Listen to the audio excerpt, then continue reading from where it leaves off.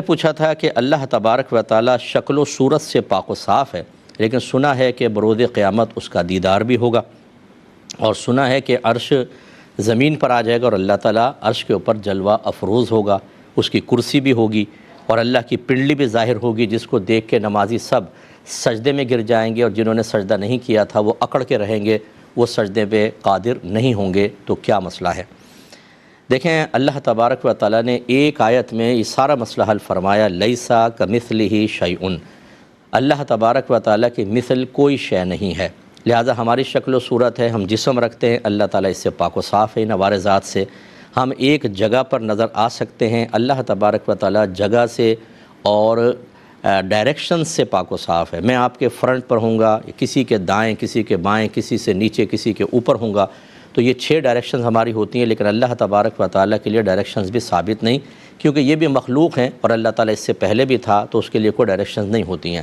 باقی عرش پر جلوہ افروز ہونے کا جو مسئلہ ہے وہ ایسا نہیں ہے کہ جیسے میں اور آپ کسی کرسی یا تخت کے اوپر بیٹھ جائیں، بلکہ اللہ تعالیٰ اپنی شان کے لائق اس کی طرف توجہ فرماتا ہے۔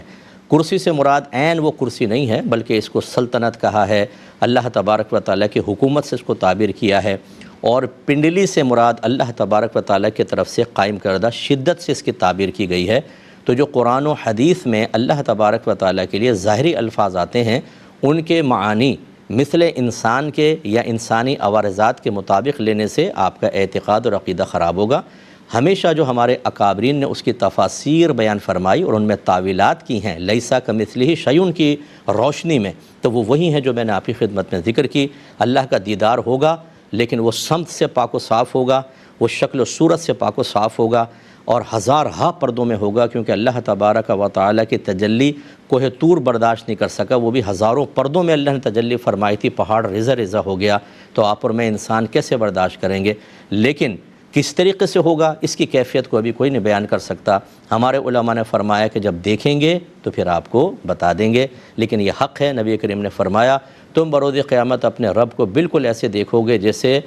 دن کے اندر اگر سورج نکلا ہو اور آسمان پر بادل نہ ہو، سورج چمک رہا ہو، جیسے تم سورج کو دیکھتے ہو، اور جیسے 14ویں کے چاند کو تم آسمان پہ چمکتا ہوا دیکھتے ہو جب کہ کوئی بادل وغیرہ نہ ہو، ایسے ہی بالکل کلیئر صاف اپنے رب کو انشاءاللہ عز و جل اسی کی عطا سے، اسی کے کرم سے، اس کی شان کے لائق ہم دیکھنے پر قادر ہوں گے۔